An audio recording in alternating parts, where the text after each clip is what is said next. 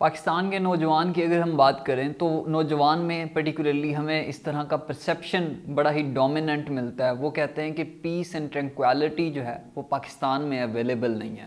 اور جب بھی ان کے ساتھ اس کے اوپر بات کی جاتی ہے تو وہ بات کرتے ہیں اکنامک سیکیورٹی کی، کہ پاکستان میں نوجوانوں کے لیے اکنامک سیکیورٹی نہیں ہے اور سکون نہیں ہے. اور سکون کی وجہ کیا ہے؟ بڑھتی ہوئی مہنگائی یعنی کہ رائزنگ انفلیشن، اور اس کے ساتھ ان امپلائمنٹ، اور اس کے ساتھ پولیٹیکل پولرائزیشن، سوسائٹی میں بڑھتی ہوئی ایکسٹریمزم، ریڈیکلزم.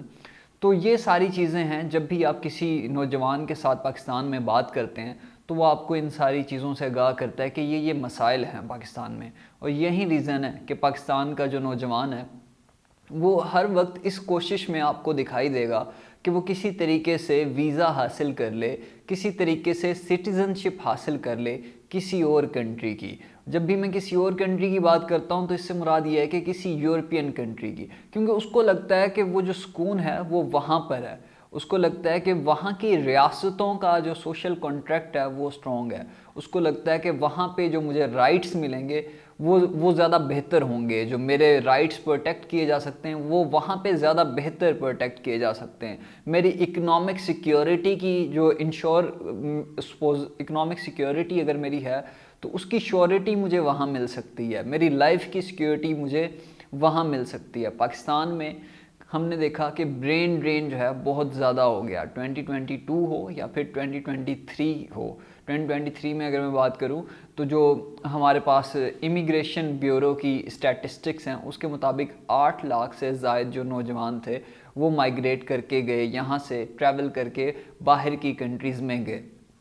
اچھا، پاکستان کا جو نوجوان ہے وہ صرف ایسا نہیں کہ لیگل وے میں، وہ انلیگل وے کے تھرو بھی باہر جاتا ہوا ہمیں دکھائی دیتا ہے. چاہے آپ اس کو کسی کنٹینر کے تھرو اس کو باہر جانا پڑے، یا پھر اس کو جو ہے نا آپ کہو کہ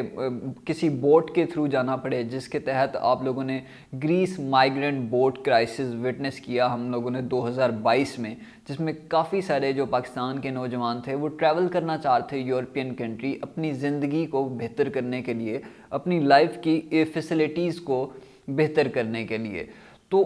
یہاں تک کہ وہ اس طرح کے سنگین قسم کے سٹیپ لے لیتا ہے باہر جانے کے لیے. کیوں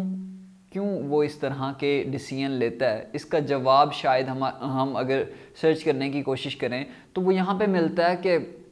وہ یہ سارے سٹیپس جو لے رہا ہوتا ہے کمپلشن کے تھرو کر رہا ہوتا ہے. اگر اس کی اسٹیٹ اس کو جو ہے نا یہ ساری چیزیں پرووائڈ کر رہی ہوتی، اگر اس کی ریاست اس کو اکنامک سیکیورٹی پرووائڈ کر رہی ہوتی، اگر اس کی ریاست اس کو امپلائمنٹ پرووائڈ کر رہی ہوتی، اس کی ریاست اس کو لائف کی سیکیورٹی پرووائڈ کر رہی ہوتی، اس کی ریاست اس کو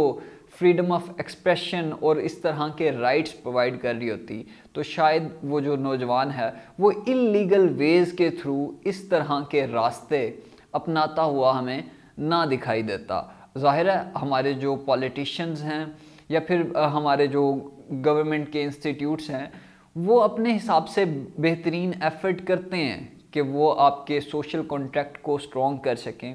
لیکن پھر بھی کچھ نہ کچھ انارملیز رہ جاتی ہیں. اور ریسنٹلی جو سب سے زیادہ مسئلہ یہ ہوا کہ اکنامک سیکیورٹی کے تو ایشوز تھے ہی، اس کے ساتھ جو ہماری لائف سیکیورٹی کے جو ایشوز ارائز ہوئے پرٹیکولرلی بیکاز آف ٹیررزم. آل تو ہماری جو ملٹری ہے اس کو بڑے اچھے سے ٹیکل کر رہی ہے، جتنے ریسورسز ہیں ان کے پاس اس لحاظ سے وہ بہترین طریقے سے ان ٹیررسٹ گروپس کو، ان میکسملسٹ ایلیمنٹس کو ٹیکل کر رہے ہیں. لیکن پھر بھی یہ جو برین ڈرین ہے وہ بہت زیادہ ہمیں دکھائی دے رہا ہے پاکستان میں. اور یہ برین ڈرین کس طریقے سے افیکٹ کرے گا ریاست پاکستان کو؟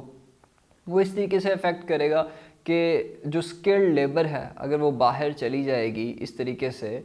کنٹینیو یہ پروسیس رہے گا اسکلڈ لیبر کا باہر جانے کا، تو ہمارا جو اپنا ہیومن کیپٹل ہے وہ ظاہر ہمیں ڈپلیٹ ہوتا ہوا دکھائی دے. اور 8 فروری کے الیکشنز ہونے والے ہیں تو اس چیز کے اوپر ویڈیو بنانا اس لیے ضروری تھا کہ آپ کے سامنے دوبارہ سے فالس پرومسز آ رہے ہیں، دوبارہ سے وہیں پولیٹیشنز آ رہے ہیں جنہوں نے آ کے دوبارہ سے آپ کو یہ بتانا ہے کہ پروسپیرٹی والی لائف کی طرف آپ کو لے جایا جائے گا. 8 فروری کے بعد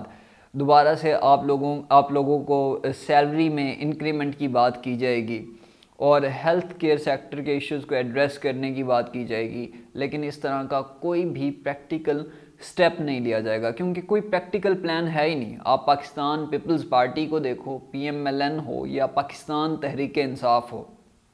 ان کے پاس آپ کو کوئی بھی پریکٹیکل سٹیپ نہیں دکھائی دے گا سوائے باتوں کے۔ آپ پاکستان پیپلز پارٹی کی بات کریں تو وہ 10 پوائنٹس ایجنڈا کے ساتھ آئے ہیں، جس میں انہوں نے بڑی ہی ایسی باتیں کی ہیں، بجلی فری، الیکٹرسٹی فری اور پتہ نہیں کیا کیا جو ہے نا چیزیں، سیلری میں انکریمنٹس، مطلب ایک ایسے پرومسز جس ریاست کی اکانومی اتنی زیادہ اسٹرگل کر رہی ہے، ایک ایسے پرومسز ہیں جو کہ میں یہ کہہ سکتا ہوں کہ یوٹوپین پرومسز ہیں جو آپ کے ساتھ دوبارہ کیے جا رہے ہیں تاکہ آپ کی لائف جو ہے نا بہتری کی طرف لے کر جائی جائے گی، لیکن ایسا ہوگا کچھ نہیں، کیونکہ ہمارے جتنے بھی پولیٹیشنز ہیں یا پارٹیز ہیں ان کے پاس کوئی کنکریٹ پلانز نہیں ہیں۔ PMLN کی میں بات کروں تو ابھی تک وہ اپنا مینیفیسٹو ڈیزائن کرنے میں ناکام رہی ہے،